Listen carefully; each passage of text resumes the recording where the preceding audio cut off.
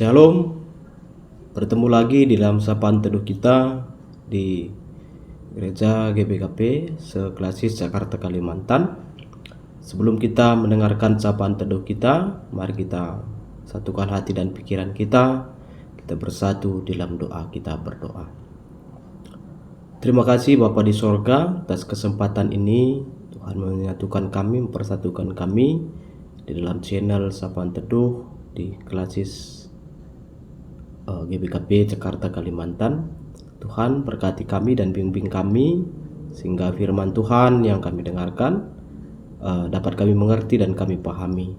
Tuhan, berkata-katalah, sebab kami anak-anak Tuhan telah siap mendengarkan firman Tuhan. Dalam nama Yesus kami sudah berdoa, amin. Saudara-saudara yang terkasih, shalom, salam sejahtera bagi kita sekalian. Yang menjadi ayat renungan kita diambil dari kitab Yohanes pasal yang ke-17 ayat 21.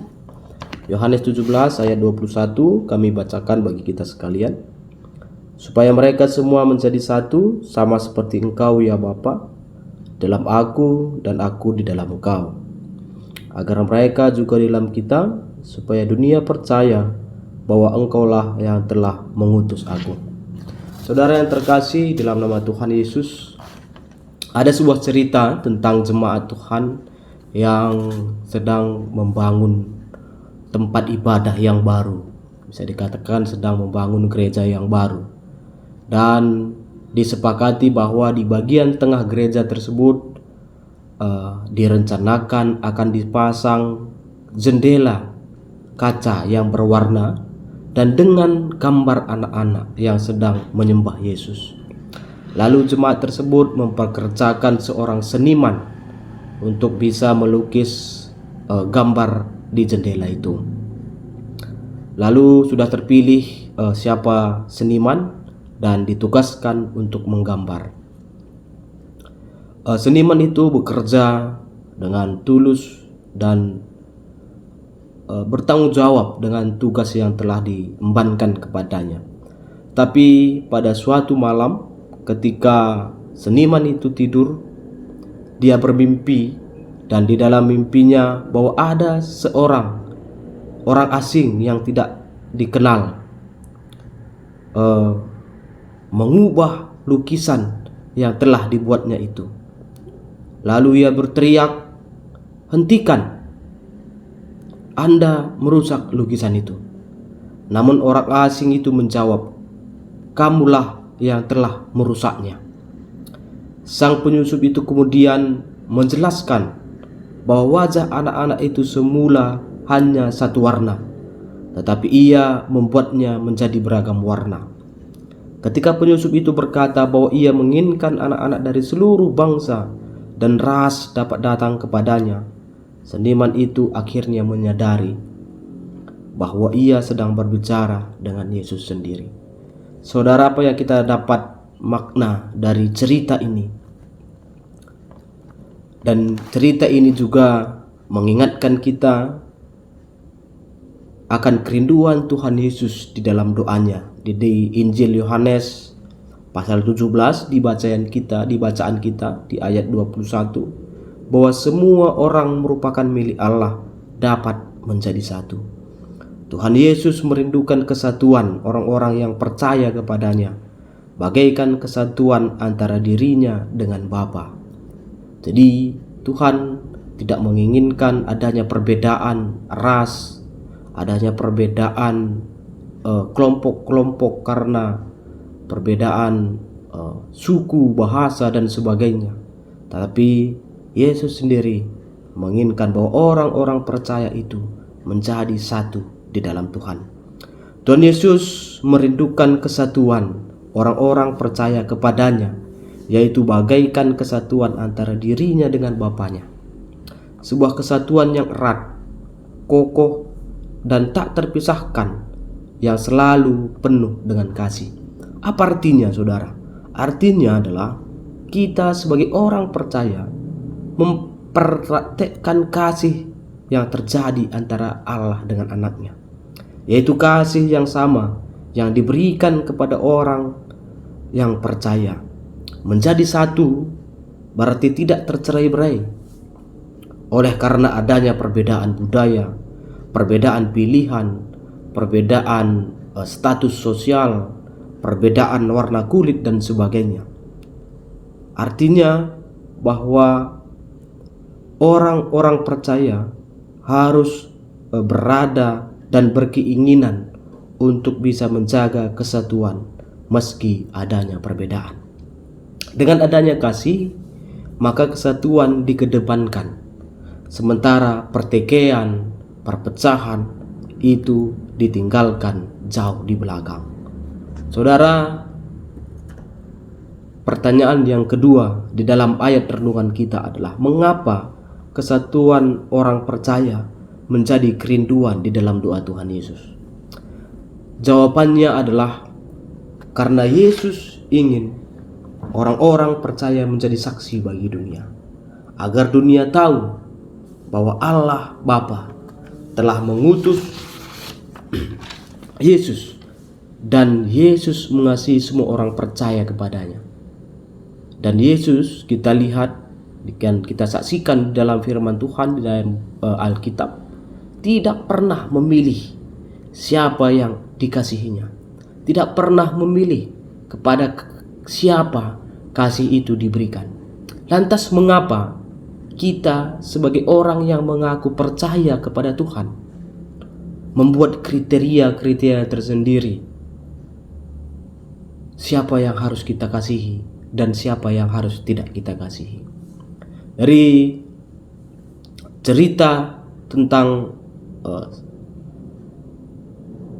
seniman yang melukis anak-anak yang berdoa, jika kita lihat orang asing itu yang sebenarnya adalah Tuhan Yesus, dari satu warna kulit anak-anak yang dilukis oleh seniman itu, tetapi penyusup di dalam mimpinya melukiskan kembali bahwa semua ras warna kulit ada di situ. Orang hitam, putih, sawo matang, orang yang berambut lurus, orang yang berambut keriting dan sebagainya, semua ada. Artinya bahwa semua orang percaya di dunia ini dipersatukan di dalam Kristus. Kasih ini bersumber dari Bapa. Maka semua milik Allah harus memahami dalamnya makna kasih karena Allah, sehingga perbedaan itu bukan untuk memecah, tetapi perbedaan itu untuk melengkapi kasih, supaya wujud kasih Kristus itu terlihat dalam kehidupan kita. Karena kasihnya, Ia telah mengorbankan anaknya untuk menjadi tebusan bagi semua orang berdosa di dunia ini. Maka menjadi satu hanya dapat terjadi ketika orang percaya memiliki dan mempraktekkan kasih di antara satu dengan yang lain. Sehingga saudara dapat kita pahami dari kalimat ini, ketika seseorang tidak memiliki kasih, maka persatuan dan kesatuan tidak akan pernah tercapai. Jadi diharapkan bahwa orang-orang yang percaya tetap mengandalkan kasih, memiliki kasih, dan mempraktekkan kasih itu kepada sesama. Bukan mempraktekkan kasih hanya kepada orang yang mengasihi kita, bukan mempraktekkan kasih hanya kepada orang yang sejalan atau sepemikiran dengan kita, tetapi kepada semua orang. Karena Allah, yaitu Tuhan kita Yesus Kristus, juga tidak pernah memilih-milih kepada siapa kasih itu diberikannya. Terlebih-lebih di tahun 2024 ini, di negara kita dilakukan pesta demokrasi, yaitu pemilihan legislatif dan pemilihan eksekutif, DPR, pemilihan DPR RI, DPD, DPRD, pemilihan presiden dan wakil presiden. Dan juga di tengah-tengah gereja kita juga dilaksanakan pemilihan serayaan, pertua dan diaken. Jangan nanti gara-gara beda pilihan kita bermusuhan. Tidak ada lagi kasih di antara kita. Jangan gara-gara tidak terpilih menjadi pertua atau diaken hilang kasih di dalam diri kita. Jangan sampai hal ini menimbulkan perpecahan di tengah gereja dan masyarakat, dan juga di tengah-tengah jemaat. Kita orang percaya diharapkan menjadi cerminan, menjadi contoh supaya tetap ada kesatuan dan persatuan di dalam Kristus Yesus. Tuhan Yesus memberkati. Kita bersatu dalam doa, kita berdoa. Terima kasih ya Tuhan atas sapaan teduh, atas renungan firman Tuhan yang kami dengarkan. Ajari dan tetap bimbing kami ya Tuhan, supaya kami tetap menjaga kesatuan dan persatuan kami, kesatuan kami dalam kasih Kristus. Ajari kami Tuhan untuk kami bisa mempraktekkan kasih Tuhan di tengah-tengah kehidupan kami satu dengan yang lain. Kami percaya dalam doa Tuhan Yesus juga untuk bisa mempersatukan semua orang-orang percaya di tengah-tengah dunia ini. Ajari kami, bimbing kami Tuhan, sehingga firman Tuhan yang kami dengarkan ini tidak sia-sia dan menjadi pegangan di tengah-tengah kehidupan kami. Pada saat ini juga ya Tuhan, kami berdoa untuk terkhusus untuk GBKP Runggun Ciliwungsi. Tuhan berkati jemaat Tuhan, Tuhan berkati pelayan-pelayan Tuhan, hamba-hamba Tuhan, pendeta, pertua diaken emeritus, semua pengurus kategorial, guru KKR, dan juga pengurus PJJ. Tuhan berkati dalam kehidupan, Tuhan berkati dalam pelayanannya, sehingga dalam pelayanan Runggun Ciliwungsi ini juga semakin banyak orang yang percaya kepada Kristus dan semakin dipermuliakan nama Tuhan di tengah Runggun GBKP Ciliwungsi. Bapa di sorga, jika ada jemaat Tuhan yang pada saat ini sedang sakit, sedang bergumul dalam sakit penyakit, sedang bergumul dalam kesehatan dan juga dalam ekonomi, kiranya Tuhan yang selalu menyertai mereka. Tuhan jamah dan dalam nama Tuhan Yesus kami percaya bahwa segala penyakit dapat disembuhkan di dalam nama Tuhan. Bapa di sorga, ini kami dan permohonan kami, kehidupan kami juga dan aktivitas kami dalam satu hari ini tetap kami serahkan dalam tangan pengasihan Tuhan. Terima kasih Bapa di sorga, ini doa permohonan kami.